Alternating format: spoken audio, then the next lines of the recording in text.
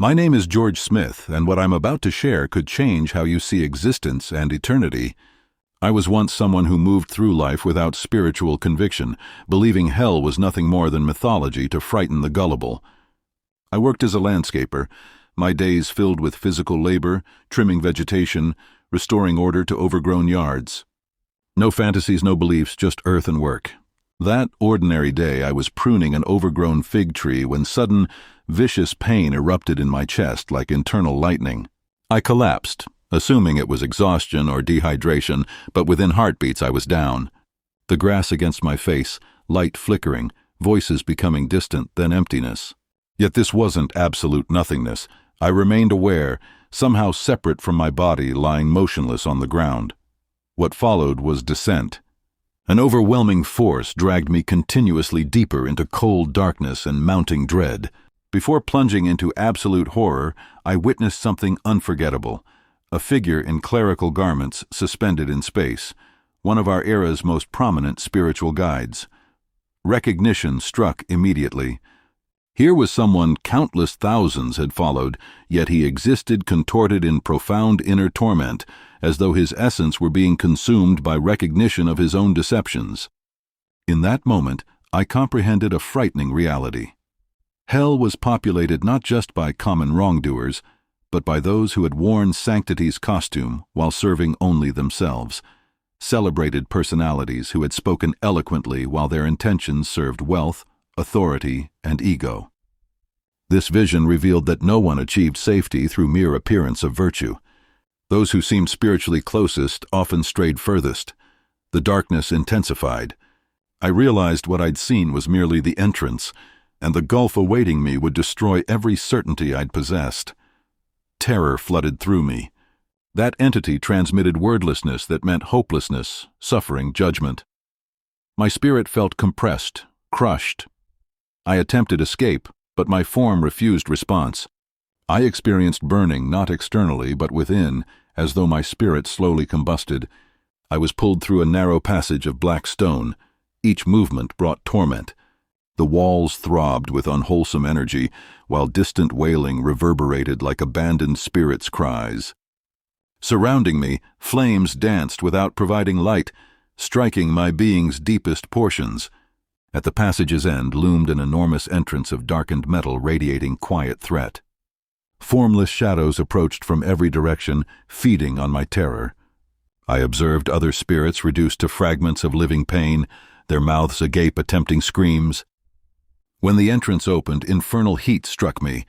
Before me stretched an infinite chasm of intelligent, cruel flames that delivered eternal suffering. I witnessed spirits dragged inward by distorted monsters while pleading for compassion nobody acknowledged. The abyss was populated by unnatural beings, some with fractured wings, others with human expressions merged with animal heads. They navigated through flames with twisted pleasure, delighting in others' suffering. Dark slime encircled my legs, restraining me. The more I fought for freedom, the deeper I descended. From both directions, entities approached, murmuring in extinct languages, declaring I belonged to them. A being exceeding 2 meters in height with reptilian scales, pointed teeth, and eyes radiating like liquid rock approached. "It's finished now, George," it stated. "You existed as though nothing held significance. Now you are ours." In that instant, I understood that hell was not a location. It was a verdict. What followed seemed like eternity. I witnessed arbiters and legal authorities once commanding in their tribunals, now impaled upon burning posts, their corruption on earth binding them to eternal torture. I saw individuals who had rejected their families, deserted their children, now tormented by blazing, childlike hands reaching from beneath stone.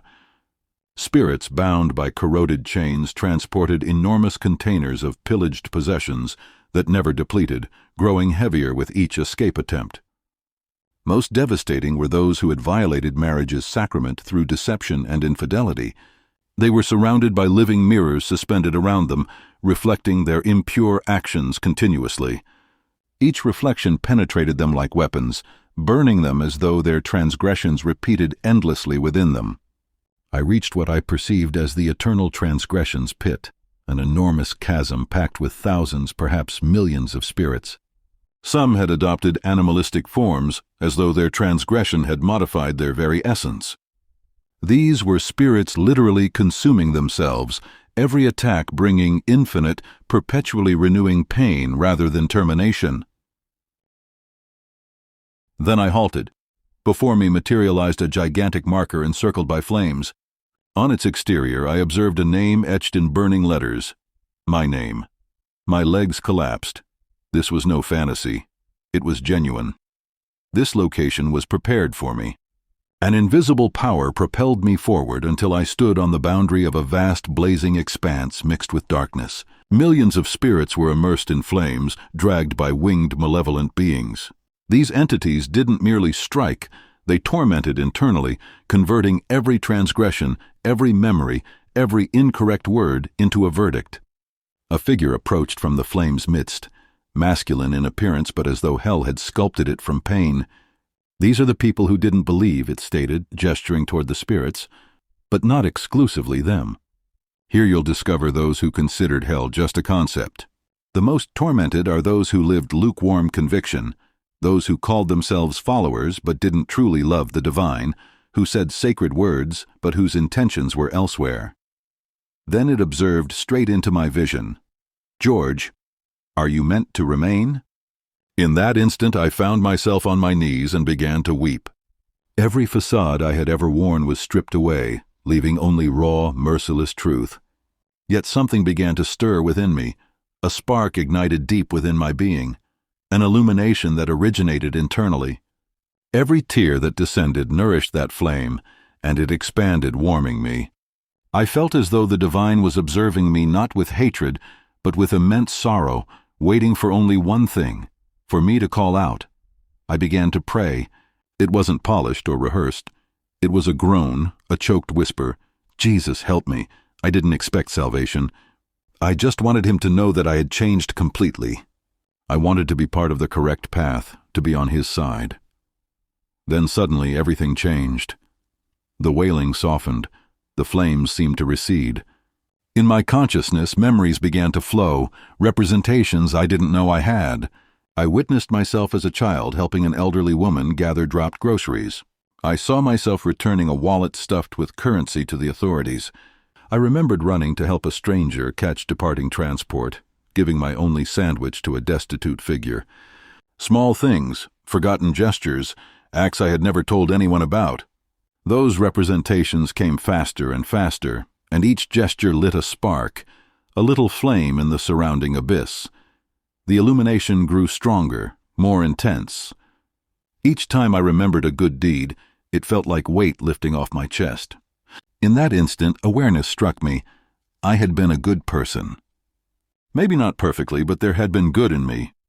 Yet I had never truly made room for the divine, never fully believed in paradise or hell. But inside me, without even knowing it, I sometimes acted like a follower. The representations multiplied, became illumination, became strength until everything turned into a vortex that lifted me higher and higher. I felt myself rising. The wailing of hell grew ever more distant. It was his power that saved me, his mercy. Jesus, with pierced hands still open and full of compassion, extracted me from hell. I deserve nothing, yet he gave me everything. His mercy is not just an abstract concept, but a living power that bursts into the deepest darkness and dissolves it. He communicated to me gently, yet with authority. You are no longer alone, George. I have saved you. But now go live according to what you have witnessed. Bear witness. Proclaim. From that moment, I knew my existence no longer belonged to me. I wasn't saved to remain silent. I was saved to communicate, to awaken, to shout that Jesus is genuine, that hell is genuine, that salvation is only possible through him. Every second I have remaining is an opportunity to tell the world, don't wait until you've reached where I was to understand who Jesus is. Seek him now. Open your heart now. Call out to him while you can. Because when you cry out his name, he will come. I am living evidence that no one is too far gone to be saved. It doesn't matter how much you've done wrong or how many times you've said I don't believe. When you cry out to Jesus, he listens. When you fall, he descends. When you're in hell, he grabs hold of you. What I lived through isn't just a story, but a sign, a call, an urgent invitation to reflect. I have witnessed hell, but I have also witnessed Jesus' hand reaching out to me. I can tell you with certainty that He can reach you no matter where you are, even at the darkest point of your existence. But know this, His hand does not force itself upon you. It waits for you to seek it. The choice is now yours. It depends on what you will do with this message. Will you let it slip away as just another story, or will you, in the silence of your heart, whisper that name that has the power to change everything, Jesus? If you call out to Him with sincerity, He will come. He will lift you up, heal you, and hold you in the embrace that gave meaning and salvation to my existence. It doesn't matter how far you've fallen. His compassion is stronger than all your failings, and His mercy is greater than any of your mistakes. Don't wait until it's too late. The time is now. The right day is today. If you're here, if you're listening, it's not a coincidence. It's the divine seeking you. It's Jesus knocking at your heart. Everything is in your hands now. I was deceased, but Jesus brought me back to existence. I am here alive to tell you that He can do the same for you, if only you'll let Him. Before you go, if this testimony has touched your heart, impacted your life, or made you think differently about eternity, please subscribe to this channel. By subscribing, you're not just supporting this message, you're ensuring that more people who desperately need to hear this truth will find it. Hit that subscribe button and turn on the notification bell so you never miss another testimony, another warning, another message that could change someone's eternal destiny. Share this video with your family, your friends, anyone who needs to hear that Jesus is real, hell is real, and salvation is available right now. Your one click could save a soul. Subscribe now and be part of spreading this urgent message before it's too late.